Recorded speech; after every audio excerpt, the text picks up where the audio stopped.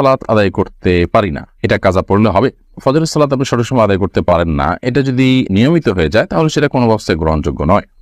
আপনার যদি কোনো জব, কোনো পরিবেশ, কোনো পরিস্থিতির কারণে এরকম হয় তাহলে সেক্ষেত্রে সেই জব, সেই পরিবেশ, সেই পরিস্থিতি সেখান থেকে আপনাকে সরে আসতে হবে।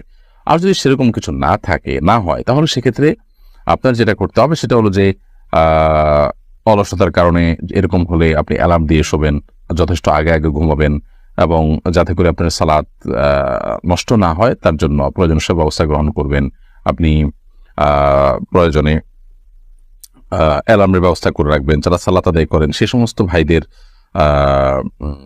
সমস্ত ভাইদেরকে দিয়ে আপনি ফোন করাবেন। এক কথায় সালাত আদায় করতে হবে।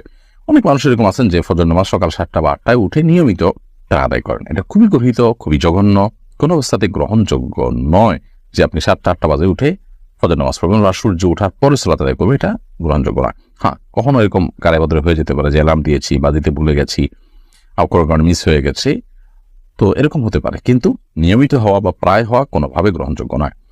এবং যদি কখনো মিস হয়ে যায় তাহলে সেক্ষেত্রে যখন আপনি উঠবেন তখন সালাত আদায় করবেন।